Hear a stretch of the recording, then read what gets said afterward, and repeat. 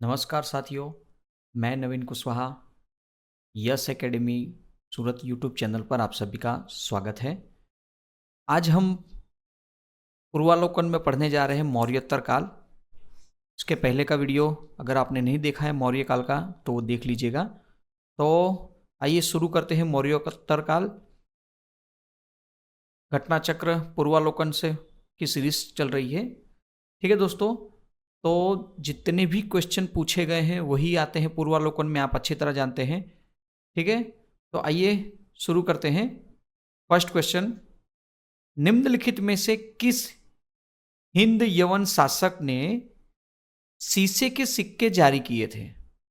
किसने शीशे के सिक्के जारी किए थे ये आपको बताना है। तो आंसर आएगा इसमें फर्स्ट, स्टेंट्रो टू। ठीक है, शीशे के सिक्के जारी किए थे वो, ये मतलब यह हिंदू यवन शासक था। ठीक है, तो 25वीं ईसा पूर्व में इन्होंने ये सिक्के जाहिर अनाउंस किए थे, जारी किए थे। ठीक है, नेक्स्ट क्वेश्चन देखते हैं। निम्नलिखित शासकों में किसके सिक्कों पर संकर्षण एवं वासुदेव दोनों के चिन्ह अंकित हैं? तो ये है अगाथोक्लीज। ठीक है, आंसर आएगा अगाथोक्लीज ने अंकित किए थे। नेक्स्ट, जो अफगानिस्तान का एक शासक था उसकी बात कर रहे हैं। नेक्स्ट क्वेश्चन, निम्नलिखित में से कौन सा एक अन्य तीनों के समसामयिक नहीं था? ठीक है, बिंबिसार, गौतम बुद्ध ये समसामयिक थे। प्रसेनजीत ये भी थे, लेकिन मिलिंद ऑप्शन नंबर सी यह नहीं थे। ठीक है, ये आईएएस 2005 में पूछा गया सवाल है। देखिए ये आप देख सकते हैं कि बिंबिसार 544 से 492 ईसा पूर्व के समय के थे। गौतम बुद्ध भी उसी समय में 563 से 483 ईसा पूर्व के समय में है। ठीक है, तो जैसे जैसे समय आगे बढ़ रहा है, लेकिन उस समय में वह नहीं थे। कौन? मिलिंद। इसलिए नेक्स्ट क्वेश्चन है, काव्य शैली का प्राचीनतम नमूना किसके अभिलेख में मिलता है? प्राचीनतम नमूना किसके अभिलेख में मिलता है? तो वो है काठियावाड़ के रुद्रदामन के अभिलेख में। आप ये देखेंगे कि काव्य शैली काठियावाड़ के रुद्रदामन अभिलेख में देखने को मिलता है, जो 130 से 150 ईसा पूर्व के जूनागढ़ अभिलेख जिसे बोलते हैं हम। गुजरात का गिरनार में जूनागढ़ अभिलेख जो बोला जाता है उसके ऊपर है ये। ठीक है, नेक्स्ट क्वेश्चन, किस अभिलेख में रुद्रदामन प्रथम की विभिन्न उपलब्धियां वर्णित की हुई है? तो अभी आपको बताया मैंने कि जूनागढ़, गुजरात का जूनागढ़ के रुद्रदामन अभिलेख से प्राप्त हुआ है, जूनागढ़ से प्राप्त हुआ है। ठीक है, तो उसमें यह दिया गया है। नेक्स्ट क्वेश्चन है, बिना बेगार के किससे सुदर्शन झील का जीर्णोद्धार कराया? मतलब किसने है बिगार, मतलब किसी भी तरह का मदद की किए बिगर, तो वो थे रुद्रदामन प्रथम। रुद्रदामन प्रथम। और ये सुदर्शन झील जो है गुजरात का बहुत ही फेमस है। ठीक है, यूपीपीसीएस 2014 में पूछा गया था रुद्रदामन प्रथम। नेक्स्ट क्वेश्चन, कादर्मक क्षत्रपों ने निम्नलिखित में से किस धातु के अति दुर्लभ सिक्के प्रचलित किया, मतलब अति दुर्लभ जो थे उनको प्रचलित किया? तो वो थे ताम्र। आंसर आएगा ताम्र। ठीक है, नेक्स्ट क्वेश्चन है, सूची 1 को सूची 2 से सही जोड़ना है। और सूची 1 में है डिमेड्रियस, रुद्रदामन, गोडोफनीस और विम, ये एक नाम है। और उनके सामने पहलव वंश के हैं, कुषाण वंश के हैं, हिंदू युवानी वंश के हैं या शक वंश के हैं। मतलब एक तरफ नाम है और एक तरफ उनके वंश लिखे हैं। तो हमें वो बताना है कि कौन से वंश के हैं। तो देखिए, एंड डिमेट्रियस जो हैं वो हिंदू यूनानी वंश के हैं। अभी हमने आगे ही शुरुआत का क्वेश्चन देखा था। फिर रुद्रद्रामन ये शक वंश के हैं, ठीक है।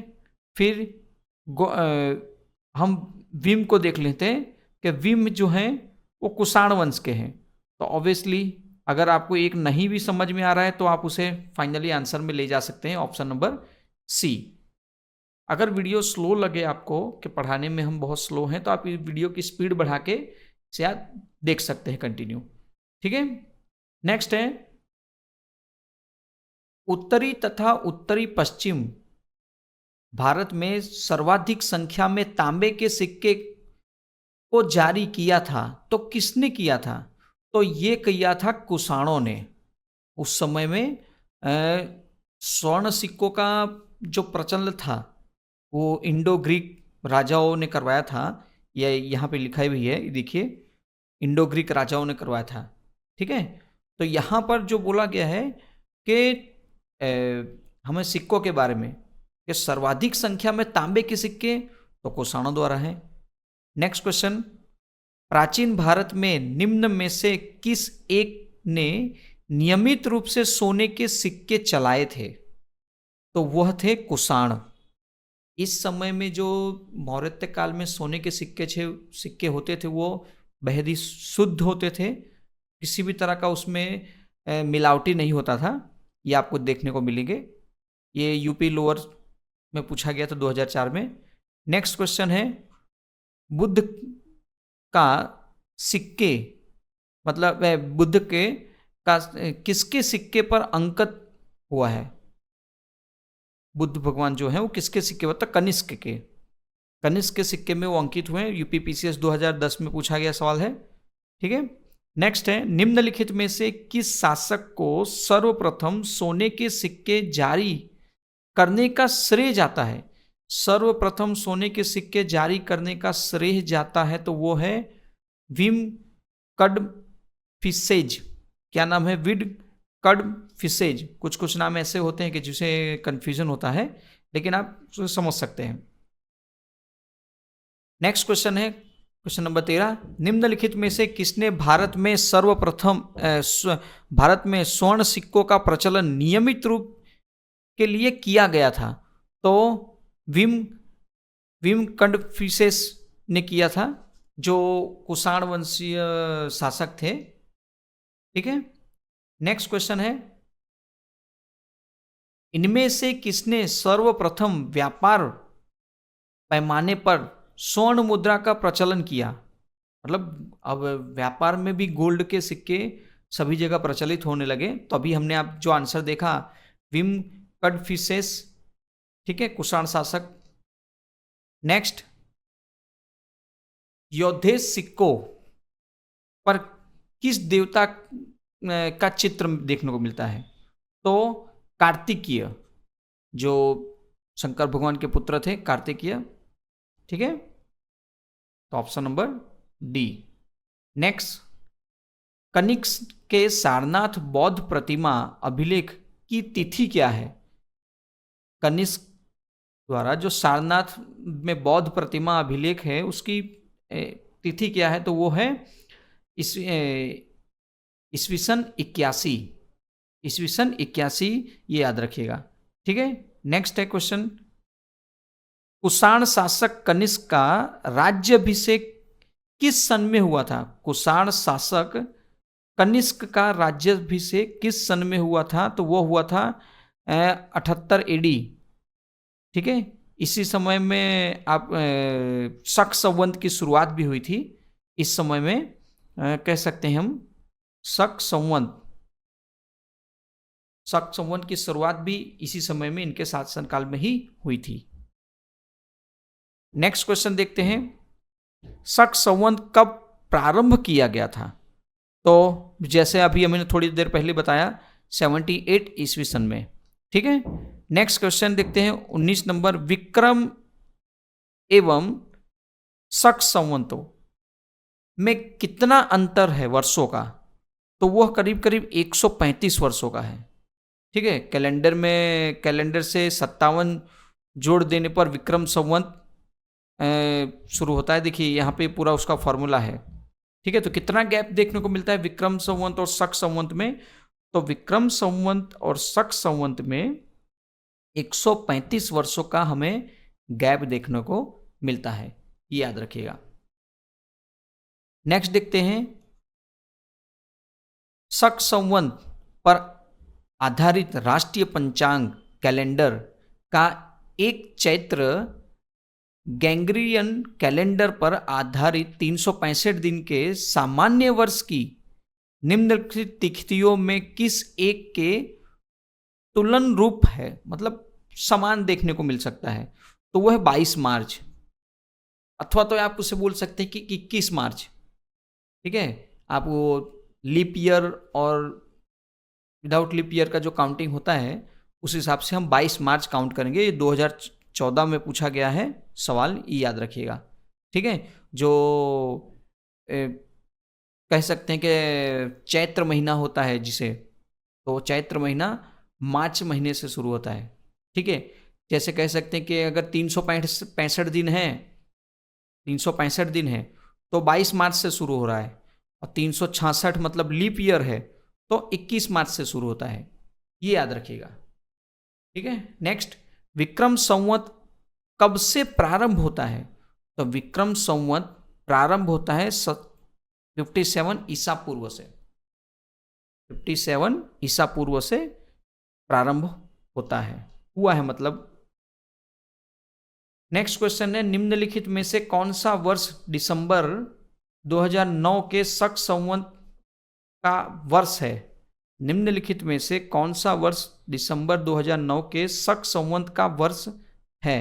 तो वो है 1931। 2009 में शक संवत का वर्ष होगा, तो ये 2007 में सवाल पूछा गया था 9 के लिए, 1931 का याद रखिएगा। देखिए इसमें बस फॉर्मूला दिया है, दिसंबर 2009 के शक संवत का वर्ष 2009 माइनस 78 तो 1931 होता है। नेक्स्ट क्वेश्चन, कनिष्क के समकालीन निम्नलिखित नामों का अध्ययन करें और निम्नलिखित उत्तर कोड का इंगित करें, मतलब कौन सा सही है। कनिष्क के समकालीन की बात हो रही है, तो अश्वघोष कनिष्क के समय में थे ये, और वसुमित्र ये भी कनिष्क के संबंध में थे, तो ऑप्शन नंबर यहां पर हम सी लगाएंगे। ठीक है, उस समय में ये दोनों सेम ही थे, ये कह सकते हैं कि उस कैटेगरी में समान। नेक्स्ट क्वेश्चन, अश्वघोष किसका समकालीन था? कौन थे अश्वघोष? तो वो थे कनिष्क के, अभी हमने लिखा यहां पे अश्वघोष। नेक्स्ट क्वेश्चन है, निम्नलिखित में से कौन एक कनिष्क के दरबार से संबंधित नहीं है? याद रखिए कभी कभी ना हम इतना फास्ट पढ़ते हैं कि एग्जाम सेंटर में हम वो है या नहीं है, सही या गलत, वो ध्यान नहीं दे पाते। तो यहां पे ध्यान दीजिएगा कि दरबार में संबंधित नहीं है, तो उस समय पतंजलि संबंधित कनिष्क के दरबार से संबंधित नहीं थे। ठीक है, याद रखिएगा। नेक्स्ट क्वेश्चन, निम्नलिखित में से कौन कनिष्क प्रथम के दरबार में नहीं गया था? तो वो नहीं गए थे Vishakhadatta, option number D, Vishakhadatta नहीं गए थे। नेक्स्ट क्वेश्चन, निम्नलिखित नगरों में से किसका उल्लेख कनिष्क के रबतक अभिलेख में नहीं मिलता है? कहाँ के रबतक अभिलेख में नहीं मिलता है? तो उनका श्रावस्ती जिसे बोलते हैं अभिलेख में अफगानिस्तान के सुरकोटल के निकट रबतक नामक स्थान से वर्ष 1993 में जो ये प्राप्त हुआ था, ठीक है, उसमें मिलता है, लेकिन रबतक के बारे में नहीं मिल रहा है। ठीक है, जिसमें हमें कौसाम्बी, पाटलिपुत्र, चंपा ये सब के नाम मिलते हैं, लेकिन उसमें श्रावस्ती का नाम कहीं नहीं मिलता। नेक्स्ट क्वेश्चन है, जो लोअर पीसीएस में पूछा गया था 2015 में, और उसमें आंसर का थोड़ा कन्फ्यूजन था। इनमें से किस आयुर्वेदाचार्य ने तक्षशिला विश्वविद्यालय में शिक्षा प्राप्त की थी? ठीक है, तो इसमें चरक भी है और जीवक भी है। तो यहाँ चरक भी है और जीवक भी है, लेकिन दोनों में से एक ऑप्शन होना जरूरी था, याद रखिएगा। नेक्स्ट क्वेश्चन देखते हैं 29। पुष्यमित्र शुंग द्वारा 2 अश्वमेघ यज्ञ किए जाने के बारे में जानकारी किस लेख से मिलती है? तो यह मिलती है हमें अयोध्या लेख से। ठीक है, अयोध्या लेख से हमें ये जानकारी मिलती है। Next question 30। शुंग वंश के बाद किस वंश ने भारत पर राज किया? शुंग वंश के बाद किस वंश ने भारत में राज किया? तो वह था कण्वा, मतलब कण्व वंश कह सकते हैं। Option number C. आप जब मौर्योत्तर काल पढ़ेंगे तो 1 बाय 1 कौन से वंश के आते हैं वो आपको एक लाइन में लिख लेना है और याद कर लेना है। निम्नलिखित में से, नेक्स्ट क्वेश्चन, निम्नलिखित में से कौन सा शासक वर्ण व्यवस्था का रक्षक कहा जाता है? वर्ण व्यवस्था का रक्षक कहा जाता है तो वह है गौतमी पुत्र सातकर्णी। ऑप्शन नंबर सी। जो 4 वर्ण व्यवस्था है आप जानते हैं, उस 4 वर्ण व्यवस्था को बचाए रखने का काम किया था गौतमी पुत्र सातकर्णी ने। Next question. मौर्यों के बाद दक्षिण भारत में सबसे प्रभावशाली राज्य कौन सा था? तो वो था सातवाहक वंश। सबसे प्रभावशाली सातवाहक वंश देखने को मिलता है मौर्य काल के बाद दक्षिण भारत में। Next question. सिमुक निम्न वंशों में से किसका संस्थापक था? तो सिमुक जो था वो सातवाहक वंश का संस्थापक था। यूपीपीसीएस में पूछा गया है।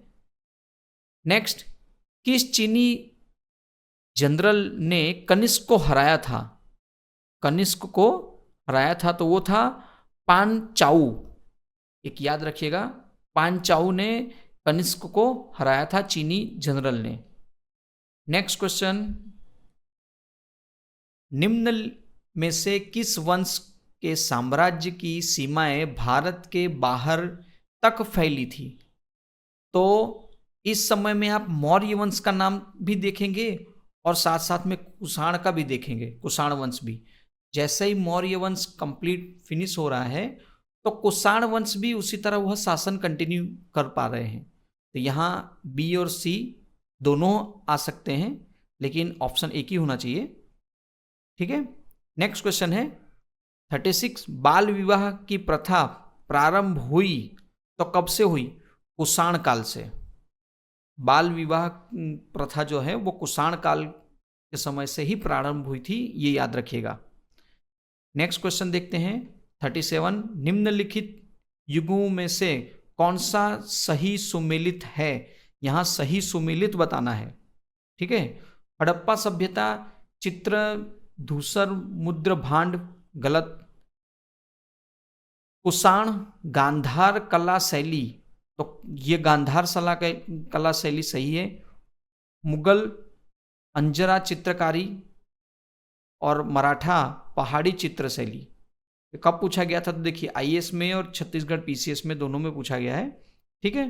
तो कुषाण शासक कनिष्क के काल में कला क्षेत्र में 2 स्वतंत्र शैलियों का विकास हुआ था, गांधार शैली और मथुरा शैली।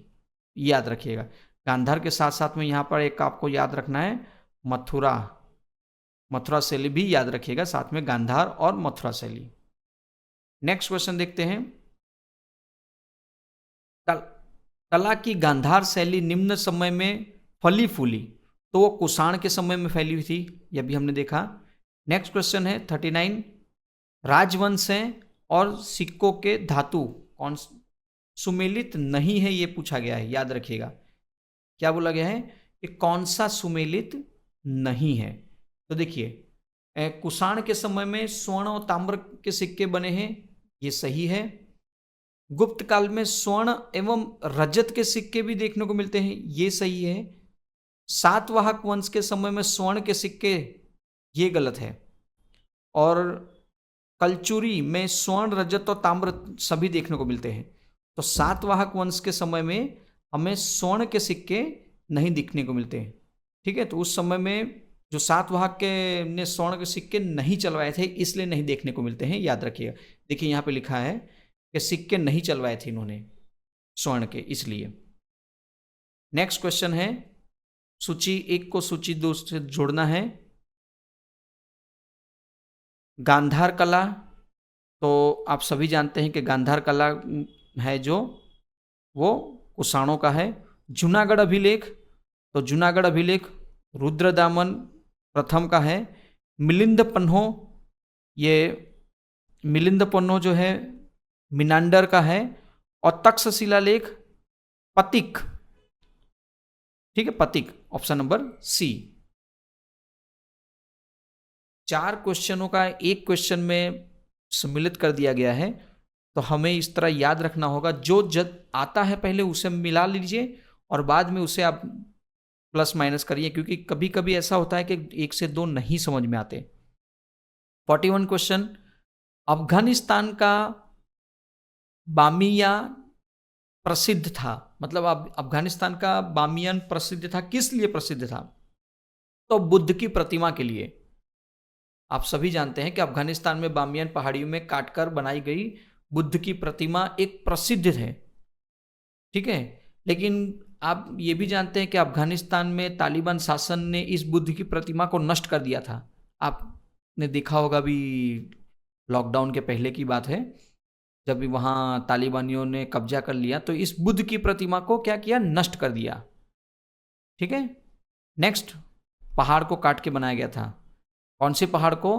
तो बामियान पहाड़ियों को काटकर, ये भी याद रखिएगा। जो कला शैली, नेक्स्ट क्वेश्चन, जो कला शैली भारतीय और यूनानी ग्रीक आकृति का समीकरण है, क्या बता रही है? तो वो गांधार शैली बता रही है। क्या बता रही है? गांधार शैली बता रही है। नेक्स्ट क्वेश्चन 43, गांधार कला शैली एक स्वलेषण है, क्या है वो? तो भारतीय एवं यूनानी कला है। जो गांधार कला है वो भारतीय एवं यूनानी कला है, इसका समन्वय देखने को मिलता है। नेक्स्ट क्वेश्चन, निम्नलिखित में से किस मूर्ति कला में सदैव हरित सतरित चट्टान का प्रयोग माध्यम से रूप में होता था?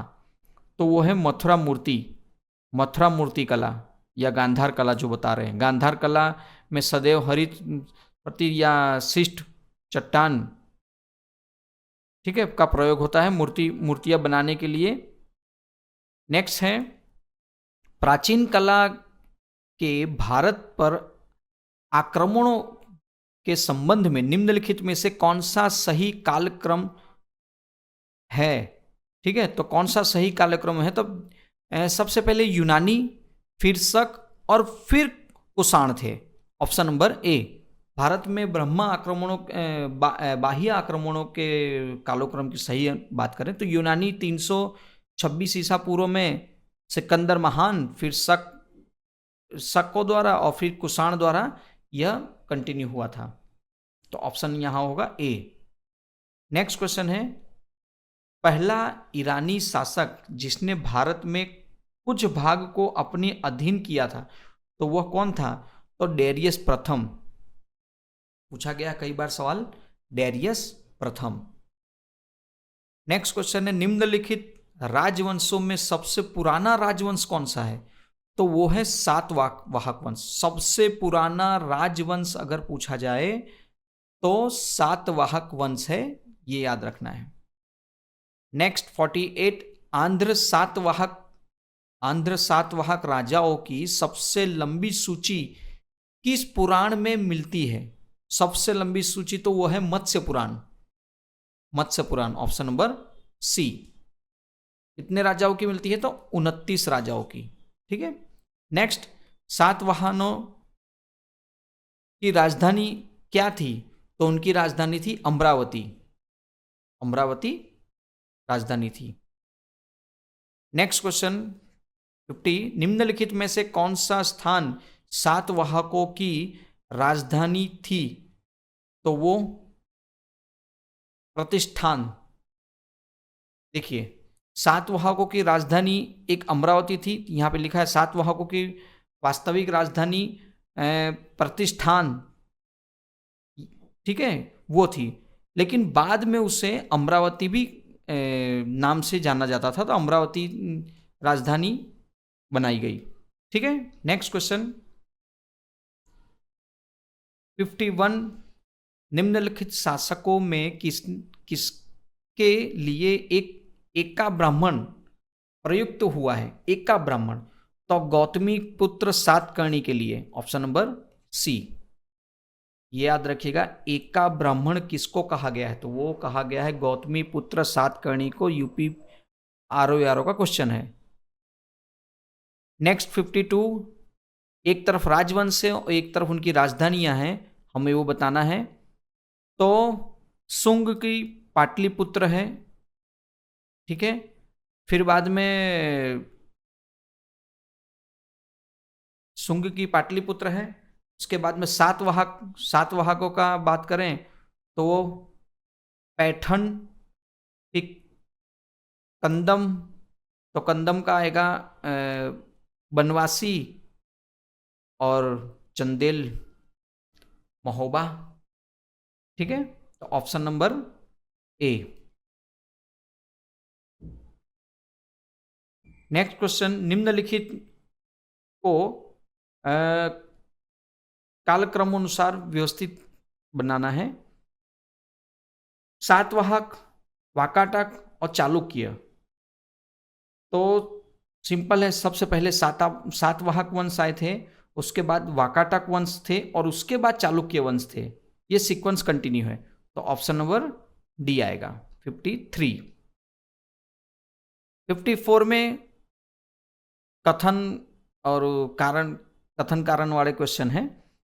तो 54 में सातवाहक काल में संस्कृत के साथ प्राकृत एवं अन्य लोक भाषाओं का भी विकास हुआ था।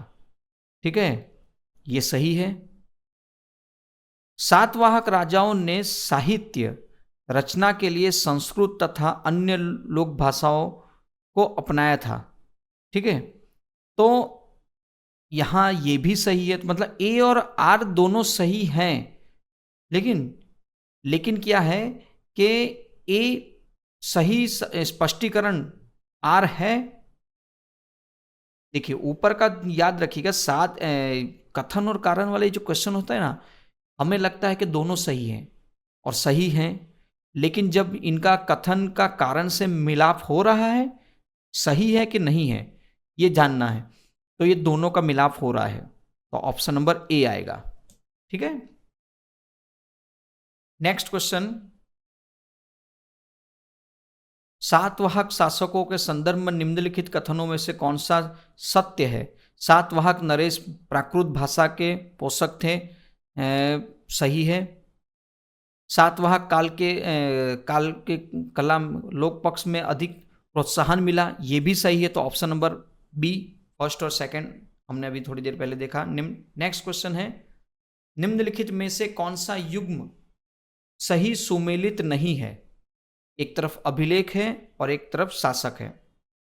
नासिक गौतमी पुत्र सही है, हाथी गुंफा खारवेल सही है, भितरी पुलकेशित द्वितीय ये गलत है, और गिरनार रुद्रदामन प्रथम ये सही है, तो ऑप्शन नंबर क्या आएगा? सी। ऑप्शन नंबर सी आएगा, ये याद रखिएगा। नेक्स्ट क्वेश्चन 57, निम्नलिखित में से किस वंश के शासकों का पुराणों में श्री पर्वतीय कहा गया है? पुराणों में श्री पर्वतीय कहा गया है किस तो Ikshvaku, option number B, Ikshvaku वंश के शासकों को पुराणों में श्री पर्वतीय मतलब श्री पर्वत का शासक कहा गया है, याद रखिएगा। नेक्स्ट है 58, कथन और कानन वाले क्वेश्चन है। कुषाण फारस की खाड़ी और लाल सागर से होकर व्यापार करते थे, सही है। उनकी सुसंगीत नौसेना उच्च कोटि की थी, प्रयुक्त वे संदर्भ में निम्नलिखित कौन सा सही है? मतलब उनकी उच्च कोटि की ये नौसेना उनकी उच्च कोटि थी, ये गलत है। तो केवल फर्स्ट सही है। हाँ, ऑप्शन नंबर सी, ए सही है लेकिन उसका कारण गलत है। नेक्स्ट क्वेश्चन है, राजा खारवेल का नाम किससे जुड़ा है? तो राजा खारवेल का नाम हाथी गुम्फा लेक से जुड़ा है, option number C. Next question है, निम्नलिखित राजाओं में से कौन जैन धर्म का संरक्षक था? तो जैन धर्म का संरक्षक था खारवेल। यूपी पीसीएस में पूछा गया 2014 में। नेक्स्ट क्वेश्चन है, कलिंग नरेश खारवेल निम्न में से किस वंश से संबंधित थे? तो वो थे चेंदी वंश से। कलिंग नरेश खारवेल चेदी वंश से। नेक्स्ट, निम्नलिखित राजाओं में किसका जैन धर्म से प्रति भारी झुकाव था? तो अभी हमने देखा Kharavela, option number C. Kalinga नरेश खारवेल का संबंध किससे था? महामेघवास वंश से नहीं, चेंदी वंश से नहीं, सातवाहक वंश से नहीं, रठ भोजक वंश से नहीं। तो कलिंग के चेंदी राजवंश का संस्थापक नामक व्यक्ति था। अंततः इस वंश का नाम में देखने को नहीं मिलता। इस वंश का सर्वाधिक शक्तिशाली शासक खारवेल था। ठीक है, ई। नेक्स्ट 64, हाथी गुम्फा का अभिलेख किस शासक के विषय की माहिती जानकारी दे रहा है? तो वो खारवेल, ऑप्शन नंबर ए। 65, पूर्वी रोमन शासक जस्टिनियन का सर्वाधिक महत्वपूर्ण योगदान किस क्षेत्र में था? तो वो था विधि। ठीक है, कानून बनाने में ज्यादातर। नेक्स्ट क्वेश्चन देखते हैं, last question, Periplus of the Erythraean Sea किसने लिखा? तो पेरिपल्स ऑफ इथिरियन सी किसने लिखा है? वो लिखा है टेरियस, प्लिनी, टॉलमी, स्ट्रॉब। तो ऑप्शन आएगा ई। यह ग्रंथ किसने लिखा है? यह रोमन मिस्र बंदरगाहों से नेविगेशन और व्यापार के अवसरों का वर्णन करता है। इसे लगभग 60 ईसा पूर्व में अलेक्जेंड्रिया के एक अनाम नाविक ने लिखा था, मतलब गुमनाम नाविक ने लिखा था, ये याद रखिएगा। ठीक है, तो ये मौर्योत्तर काल का पूरा वीडियो आपने देखा। अगर वीडियो अच्छा लगा है तो दोस्तों को जरूर से शेयर करिएगा, तो जिनसे और भी दोस्त फायदा उठा सकें। ठीक है दोस्तों, फिर नए सीरीज में नए वीडियो में फिर से मिलते हैं। नमस्कार।